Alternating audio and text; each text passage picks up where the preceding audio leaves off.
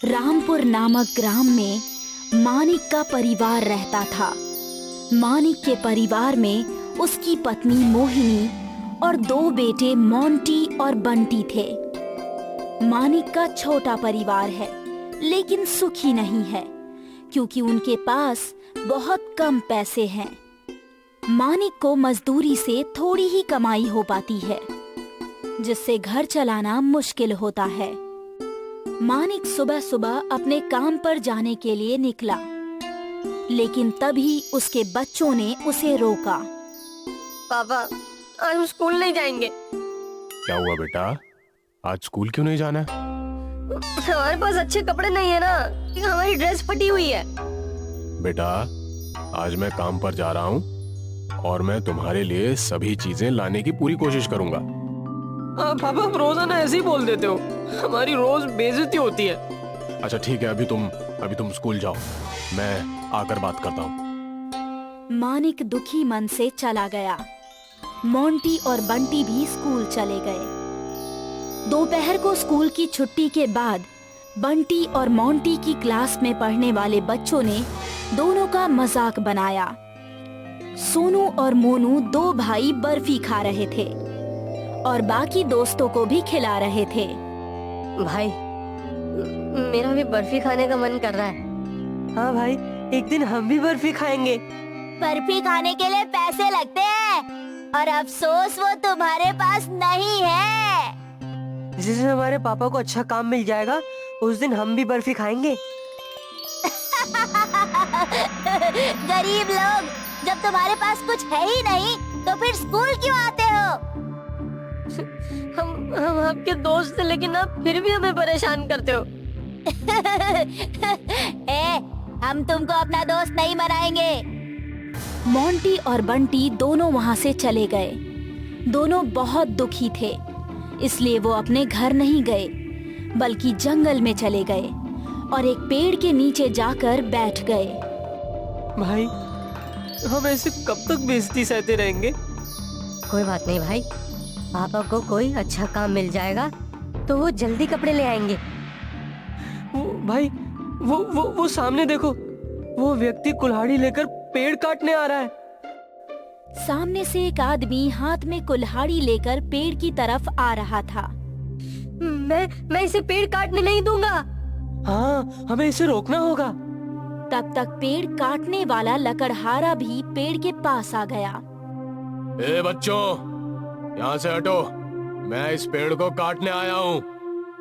हम यहाँ से नहीं हटेंगे, आप इस पेड़ को नहीं काट सकते हो। तुम कौन होते हो मुझे पेड़ काटने से रोकने वाले? मैं इस पेड़ को काटने आया हूँ और पेड़ काट कर ही जाऊंगा।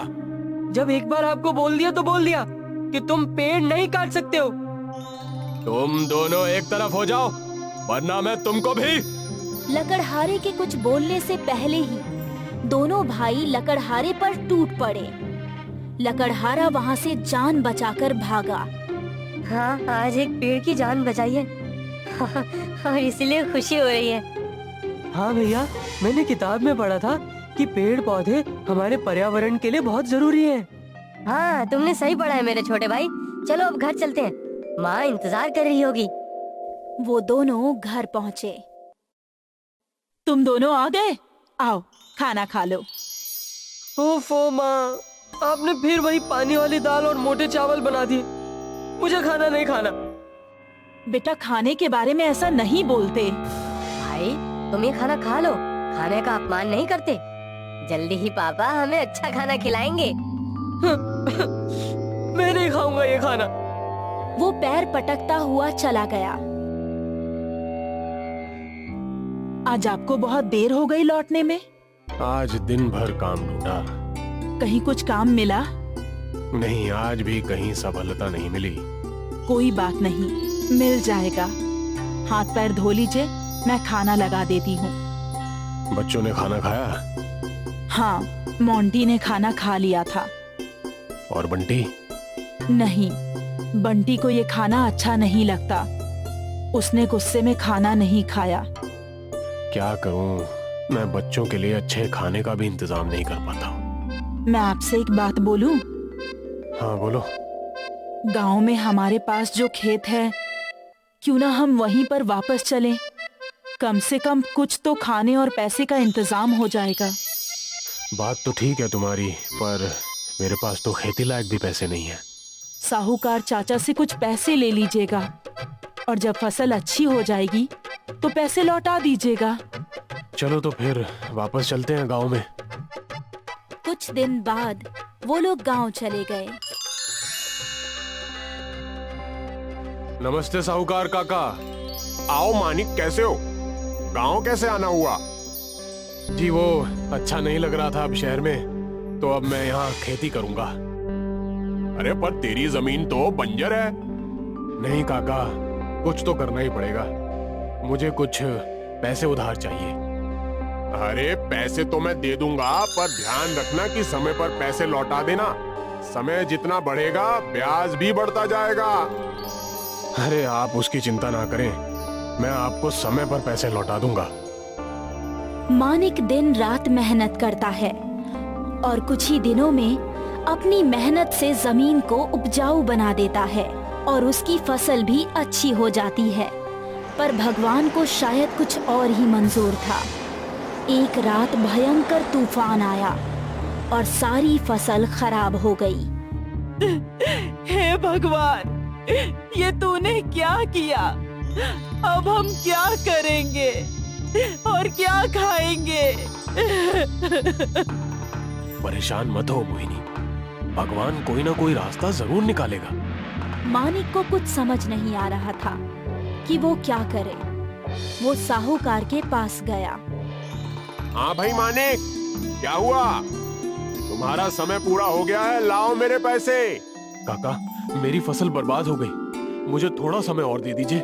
अरे जब जेब में पैसे नहीं थे तो क्यों चले थे खेती करने?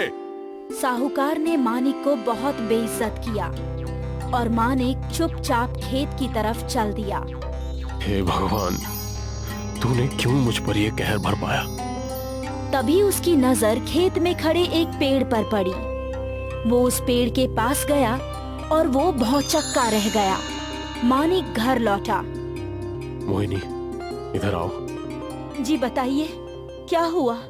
हमारा खेत जो बर्बाद हो गया था, वहाँ एक पेड़ खड़ा है जिसमें बर्फियां लटक रही हैं, और वो मामूली बर्फी नहीं, सोने की बर्फी थी। क्या क्या कह रहे हैं आप पापा? क्या वो पेड़ खड़ा है? हाँ, पर तुम ये सब क्यों पूछ रहे हो? पापा, एक दिन मैं और बंटी खेत के पास खेल रहे थे, तभी बंटी को एक चमकदार पत्थर दिखा था और हमने वो खेल खेल में खेत में गाड़ दिया था। सभी आश्चर्यचकित रह गए और रात में सो गए। उसी रात मानिक को एक सपना आया। सपने में एक देवता आए।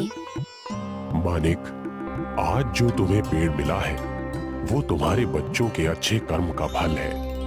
वो लोग हमेशा पेड़ पौधों की सेवा करते थे। इस पेड़ से हमेशा बर्फी निकलेगी, क्योंकि वो तुम्हारे छोटे बेटे को बहुत पसंद है। मानिक की आंख खुल गई और सारी बात उसने मोहिनी को बताई। दोनों बहुत खुश हुए।